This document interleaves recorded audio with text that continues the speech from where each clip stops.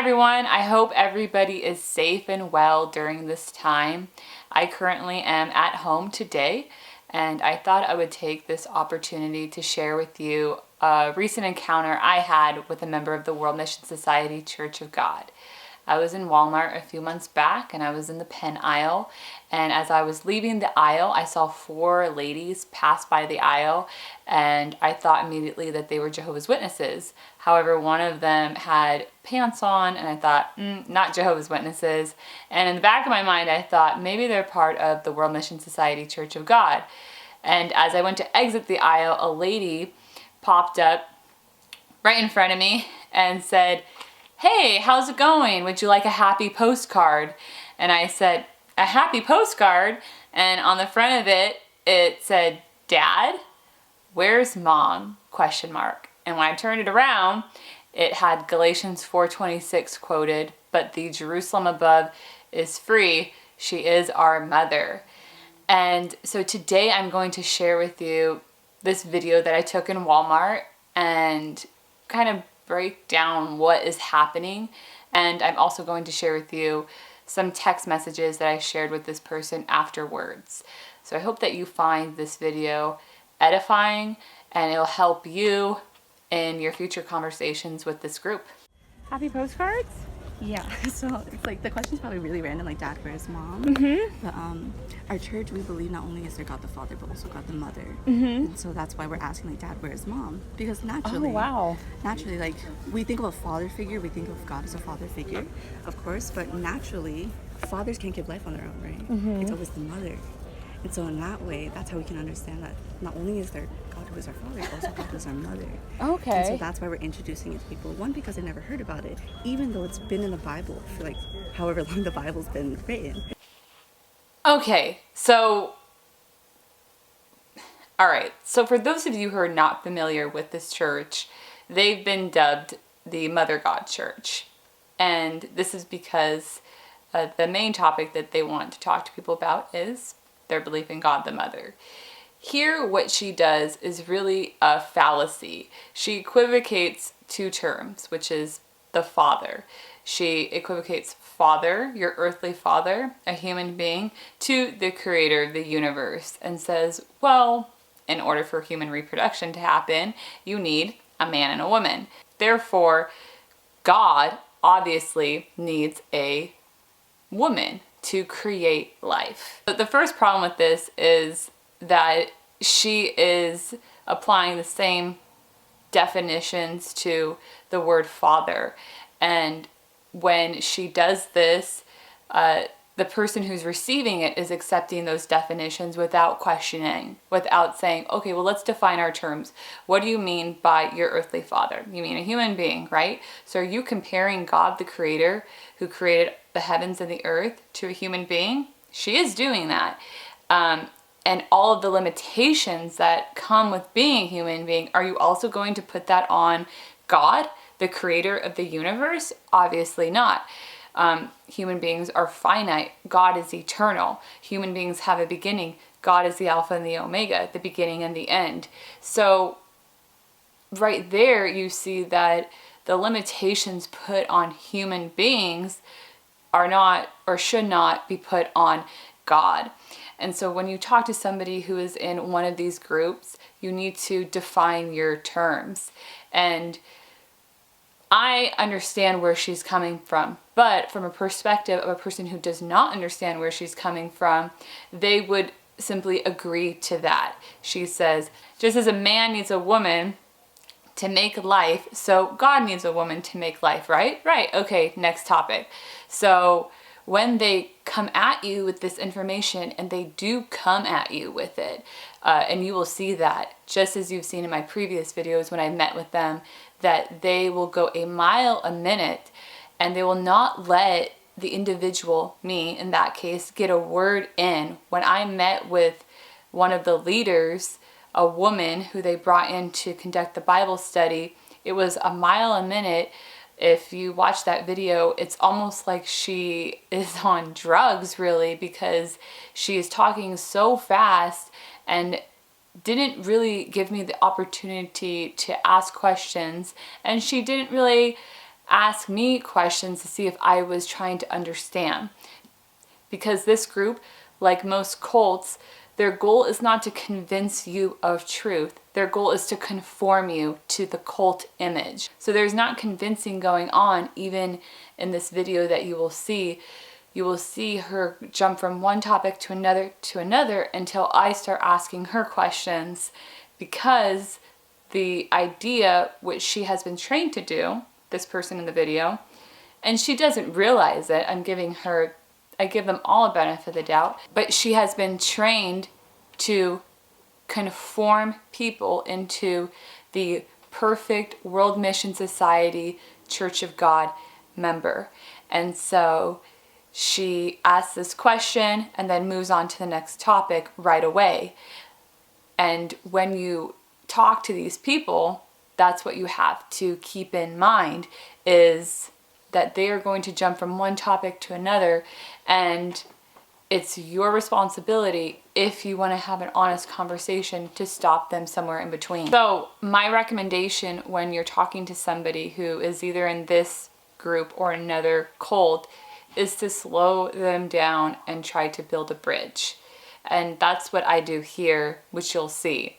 And that's why cults punish their members when they start to ask questions, because they don't want to convince people.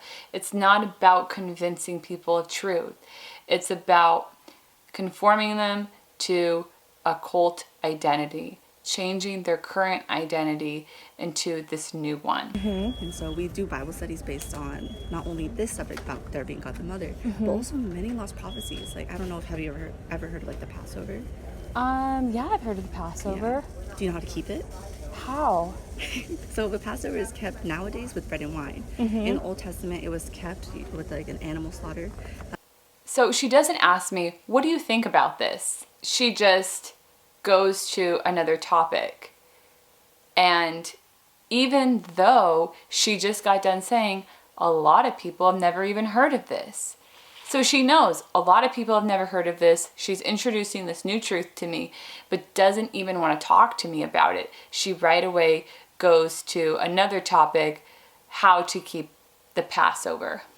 Have you ever seen the movie Prince of Egypt? I have, yeah. So I have seen the Prince of Egypt. I've also seen Joseph, King of Dreams. It's a big hit. It's the one with the blood on the door frames. So it's that's the ceremony. That's a Passover ceremony. Of course, nowadays we don't slaughter animals. We just keep it with bread and wine. So the purpose of us keeping it with bread and wine is to receive Christ's flesh and blood, and it's through His flesh and blood that we can receive eternal life. So the Passover also, many churches nowadays you'll find that they don't keep Passover because they think it's been abolished, or rather that when Jesus came, like all the law of the Old Testament we don't need to keep. But when you look in the Bible, when it mentions a Passover ceremony, it says it's supposed to be a lasting ordinance meant to be kept for like forever, because it's lasting, never ending, and ordinance means it's a law of God. So the Passover is something that we should be keeping nowadays. Oh, can I get that postcard? Yeah, the happy of course. postcard? Of course. This is very interesting. Yeah. And so what she doesn't say here is that she actually believes that her church is the true church, the only true church, and they are the only ones practicing the Passover the way that they believe it should be practiced. Every other church is doing it wrong. It's not just about keeping the Passover, it's about practicing it according to the way they think that you should practice it. So she's introducing this legalism here immediately. She throws out a teaching that I've never heard of, so I have this novelty. No one's ever heard of this. I have the secret truth. Then introduces this requirement, this law that you need to keep in order to gain eternal life. It's not about believing in Jesus. It's not about your forgiveness of sins. It's about obeying it. And how are you going to find out how to keep this law? Who is keeping this law the correct way? Their church. So I'm putting myself in the perspective of somebody who's never heard of this before. And right away, they're being drawn in. Why are they being drawn in? They're being drawn in because there's this new teaching they've never heard of. It's interesting. It's intriguing. Now I'm realizing there's this requirement that I am supposed to keep that if I go anywhere else, they're not keeping it. She says that it's kept with bread and wine. So A follow-up question could have been, what differentiates the way that you practice the Passover between all of these other churches? So you're grouping all these other churches together. What differentiates the way that you practice that? But when they come at you with all of this information. And so they really are just throwing out topic after topic. And that's why it's important to take a step back and slow down. And that's when I end up asking her questions. This allowed me to think of, okay, how am I going to help this person? I believe that they're deceived. I shouldn't walk away from this person without at least attempting to help them. And is WATV.org your church? So that's our website. So Oh. yeah. So the name of our church is the World Mission Society Church of God. Okay, how long have you gone there? How long have I personally? About like 2 years. Oh. Like 2.5 years. Where were you going before? I was raised in a Catholic church. A Catholic church, okay. And what made you get involved with this particular church? So I was introduced to it through my sister because I'm a university student, and so on that campus we have like a Where Bible at? study club. UCSC. Okay. Yeah, so it's called Zion Bible Study Club. Okay. And so through my sister, she was introduced. She heard about Mother. She heard about Passover and the other laws of God, like the Sabbath day and like the veil regulation. And so she was just explaining to me as I am explaining it to you. And I was really interested. So she's like, "Do you want to come check it out?" And I came and I Bible studied, and I was so amazed because most of the stuff that I had like been taught growing up in the Catholic Church, I never heard of these things, even though they were written in the Bible. What is your name? My name's Hannah. Nice to meet you. Yeah. Can I ask you a question? Yeah. So do you think true Christians have existed for the last 2,000 years? So what I'm attempting to do here is build a bridge. I'm trying to get to know her as an actual person, as an actual human being, not as just somebody who is in a cult and is deceived and is trying to deceive everyone. That's not how I want to see her. I want to see her as somebody who's made in the image of God, who God is offering salvation to, and who I am commanded to love. And so when you get into these type of conversations, I would recommend asking them questions. How long have you been involved in this group? What made you realize it was the truth? How do you know that you are not deceived? What is your motivation in talking to me today? Then you'll see I asked her name and said, "Hey, can I ask you a question?" And this way now I can control the conversation. I can lead the conversation. I can take her to a thought that maybe she wouldn't have thought before. So I'm trying to lead her somewhere. I'm trying to crack open this shell because she has been surrounded by these cult members. She is being formed really by this cult, to this cult image. And right now I'm trying to break through that in 10 minutes, right? I can't do that on my own. I can only do that with the power of the Holy Spirit, but I'm trying to build a bridge, ask her questions, and lead her to information that would allow her to start to break free. Jesus? True Christians? Yeah, like true Christianity has existed.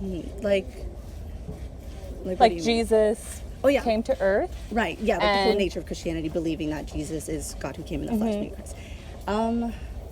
I think that's like a tricky question because there are hundreds of churches nowadays that claim to be Christian, but they don't follow the laws that were written in the Bible. Right, so you believe you're part of the true church, right? Yes. Okay, so has this church existed for the last 2,000 years? No, but so it was first founded in 1948. Right, so that would be a concern right there. And it concerns me because we can track true Christianity through church history for the last 2,000 years, right? Yes. Okay, there's not this idea that Jesus came and his message was going to die out, and then 2,000 years later, somebody was going to reestablish it. So if somebody just comes along and tells me a message, I should, and they're saying this is true Christianity, I should be able to track this through the centuries. And so my question to you, Allison, is what group before 1948 believed the message that you're preaching, the message that you came up to me today? Can you point to a group before then? Like a church? Like like your church, yeah, or a group. You might not have called it, you might not have had this website, obviously. Yeah. You know, so my thing is because there's so much deception out there, right? Yes. And we're supposed to be on guard against deception. Another reason why this question is important is because Jesus said Satan would not prevail against his church. Yet this group teaches that Satan blocked an important teaching at the Council of Nicaea, and the truth died out. But in 1948, Christ Ansong Hong recovered these teachings. Secondly, people who get involved in these type of groups, not just this one in particular, they're not thinking in a historical manner. They're not thinking how history plays a vital role in Christianity. And it's important because logically it does not make sense for some guy to pop up in the late 1940s and say, yep, Christianity has existed for 2,000 years, but this is what actually Jesus meant. And what these people aren't thinking is that there are thousands of books written about church history from many different publishers, not just one, and that's important because they're coming from different sources that show the history of the Christian church since Christ was on earth, and how the essentials remained intact despite different peripheral teachings and beliefs that existed and continue to exist. 1 Corinthians 15 says, "Now I make known to you, brethren, the gospel which I preached to you, which also you received, in which also you stand, by which also you are saved, if you hold fast the word which I preached to you, unless you believed in vain. For I delivered to you as of first importance what I also received, that Christ died for our sins according to the Scriptures, and that he was buried, and that he was raised on the third day according to the Scriptures." So this is the message of first importance. This is the message that the apostles of Jesus preached. This was the foremost message. Why? Because this is the message that saves. What does not save is eating bread and drinking wine. That is a symbol to represent this. Did she come to me with this message? No. Her first message, the most important message, was what? Mother God. No one's ever heard of it. A good way to introduce this is really through questions and taking them through 1 Corinthians 15. Okay. Right. Yeah. So he even said, like, watch out for false prophets. Right. So, 1 Corinthians 15, Paul describes the gospel, the good news. Yes. Okay. The message that you told me today is not found in that chapter. It's not found in what he says establishes you in salvation. Okay. So my thing is, I need to be, or it could be 1 Corinthians 5. I need to be on guard, right? I need to be, Right. how am I going to be able to see false prophets, recognize false prophets? One of these ways is comparing the message that they originally tell you, like in Walmart, to, what Paul calls the good news. Yeah. Do you know So- what? And the second thing is, can I track this throughout church history? You know, and unfortunately with the World Mission Society Church of God, I cannot track it before it was established in the 40s. And this should concern us because if somebody just comes and says, hey, join my church, I can prove to you in the Bible that what I'm teaching you is true, but nobody has believed it before. That should be a concern. That should be a red flag. Like with the Jehovah's Witnesses. Yeah. Nobody taught what they currently teach before their church was established. And I understand that, but for my church, we believe in the teachings of Jesus, and so whatever he taught 2,000 years ago, that's exactly what we should be keeping nowadays, because that was the original Church of God. They kept Passover, they kept the 7 feasts of times, Sabbath day, which is Saturday, and through following his example and studying the Bible to testify about Christ, that is how we come to believe. Not so do only you in believe the Jesus. teachings died out? I do believe that they were abolished and hidden from people.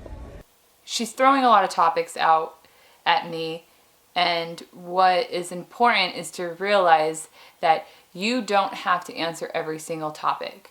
You need to pick one, stick with it, and in your mind, figure out what do you want this person to walk away with? What do you want to convey to them? Do you want to just fight with them on every single topic? Or do you want them to walk away with one or two major points and emphasize those? Because when you start to study and look at these groups and then you encounter them, it's so easy to want to argue every single point. And that's not what you want to do. You want to impress on the person one or two things so that they can walk away with and that can absorb in their heart and in their mind. So they were Because hidden. Yeah. For how it was long? For 2,000 years. yeah.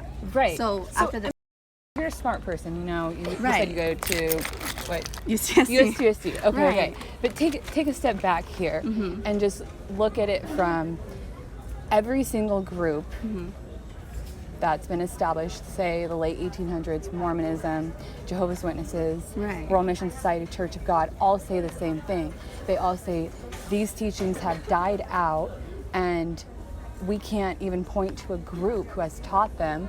Yet, what we can point to is true Christianity, you know, books written about it with the same consistent theme of what people believe.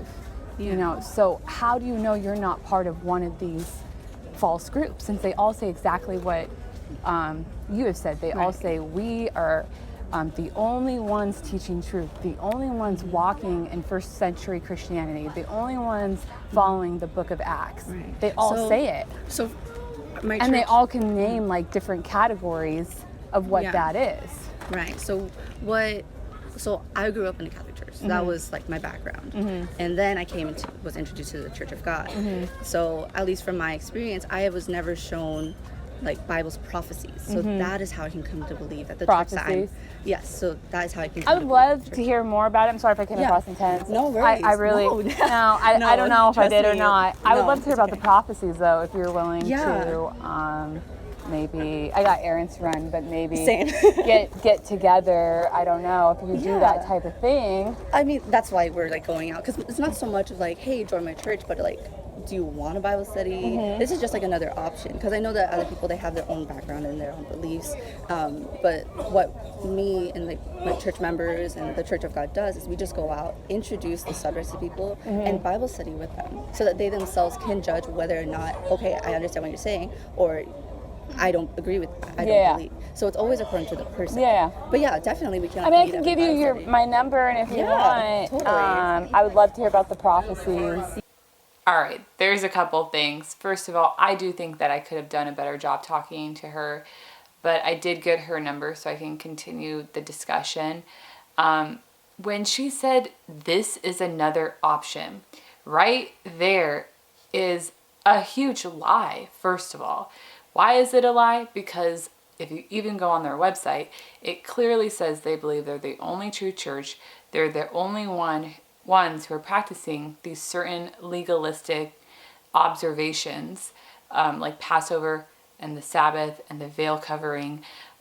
They're the only ones doing these things the right way. So she's trying to really minimize how intense their beliefs are. This is just another option. I know people go to church, I know people go to Bible study, but we just want to study the Bible with you. No. They want to conform you. They want you to join their church. They want to make you into their perfect World Mission Society Church of God member. It's not another option. Also, if you believe that somebody was doomed if they didn't go to your church, would you really tell them this is just another option? Or would you say, listen, I might not ever see you again. You need to come to my church. We do have the truth. And I'm willing to spend time to explain it to you, because if you're not part of my church, you're doomed to Armageddon, or you're doomed to whatever punishment you think the person's going to be subjected to. So it's minimizing and really lying. I don't want to accuse her of being a liar, because I think that she's deceived and she's been subjected to thought reform and she doesn't know it. And so she's propagating this message without realizing what has actually taken place. But really, she's deceiving people by saying it's just another option. That's not true. That's not what they believe. So we exchanged numbers, and I think a little over a week went by. So I reached out to her and I asked a couple questions. And the first question I asked her was, here are 3 books I have read from 3 different publishers about the history of the Christian church. If we can't find a group in the last 2,000 years who believed what the World Mission Society Church of God teaches, how do we know the leaders of the Church of God aren't just making stuff up like it's a new religion? I also have been thinking about the Mother God you mentioned and can't find a verse that clearly says salvation comes by believing in God the Mother. And I texted her pictures of 3 church history books. And the reason why I did that was because I am really trying to just be like, I'm a normal person that you met on the street. And here are 3 books I read. They don't mention the Church of God. They're from 3 different publishers. They go through the history of the church, and their history coincides with each other. So she responds, "Hi Hannah, I'm sorry for not reaching out sooner. In regards to knowing that the World Mission Society Church of God isn't just some new religion, it's actually clear that in the last 2,000 years of Christ not being here, the truth has been lost, and the Bible says that God himself must come to restore the truth. Then of course, many people over time, given their thought, opinion, even write books in what they think has changed, but who truly knows what's changed other than God himself?"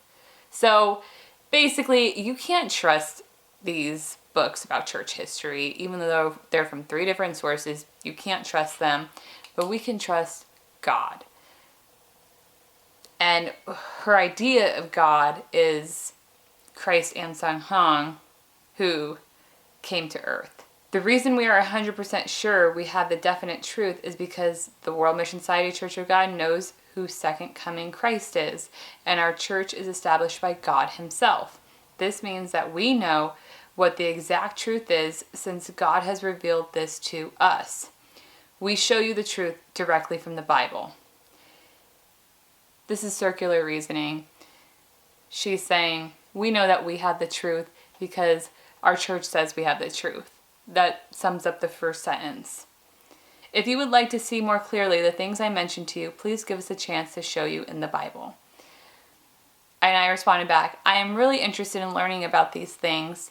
I do have a couple questions. First, how was it clear? And how do you know that truth was lost for the last 2,000 years? When did truth die out? Was it after the apostles in the Bible lived? At some point, somebody had truth. And then at another point, the truth died out. And then Christ Ansang Hong came back, and now we have truth again. Is that where, at what point did truth die out? How do you know it? Because your church is teaching you this? I'm more than happy to help you get all your questions answered. Is there any time you're available this week to Bible study? So part of me wanted to meet with her. Another part of me thought, if I meet with her, I'm 95% sure that what happened before is going to happen again. They're going to bring in the woman who I met with the other young ladies, and she's going to just control the conversation or realize, hey, I've already met with you, and shut it all down.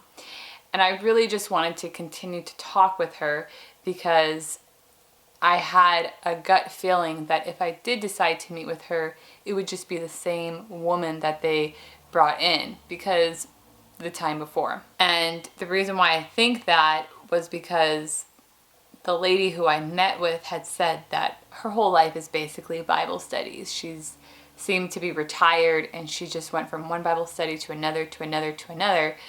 And so I really just thought maybe through text message is the best way to dialogue.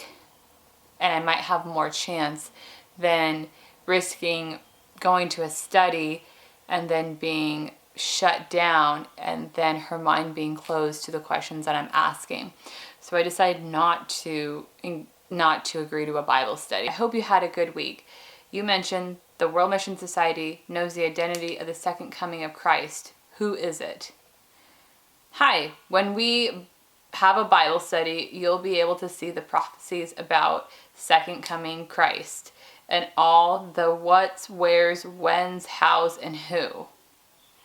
Can you, this is me, can you list a few for me right now so I can look them up? And she responds, I'm sorry, I just can't tell you. If you're available to Bible study, then we can set one up. So notice throughout this dialogue, I continue to ask questions. I continue to ask for the prophecies, ask how does she know, but her ultimate goal is to get me into a study. It's not so that I can know the truth for myself and have eternal life for myself. It's to get me into her church. It's not just another option. There's an ultimate goal. This should scare people away from this church. It's secretive. So there are main points that I would like you to get out of this video that you can use when you have these type of discussions. The first is, don't get overwhelmed when you first engage in this type of conversation, okay? Because they're going to come at you with a lot of information, and what you want to do is first remember to define your terms. This video is not just for people who are trying to help people in the World Mission Society Church of God. This is if you have started studying with them, or even if you're just out and about on your everyday life and somebody tries to witness to you that claims to be from a Christian church. Don't feel overwhelmed. If somebody's coming at you with a lot of information, what you need to remember is to define their terms. Have them define their terms. And not let them trick you into agreeing to a conclusion, which is what she did in the very beginning with the father comparison. So don't feel overwhelmed. Have them define their terms. Think about the legalism they bring into the conversation. Are they requiring you to obey a practice or a rule in order to receive eternal life? Or is it centered around Jesus Christ? And they're going to try to control the conversation. So you need to slow them down and ask questions and really take control of the conversation by asking questions in a way that they're teaching you, and let them teach you while you're asking questions. And remember that their goal is not to convince you, but to control you. And you'll see that if you do become a member and you question their control, they will not respond in love, but with fear and punishment. Thank you so much for watching my video. I always look forward to your feedback in the comments section below. I love to hear your thoughts on this encounter that I had, and I do hope that everybody's staying safe and healthy. And please don't forget to subscribe to my channel and give this video a big thumbs up.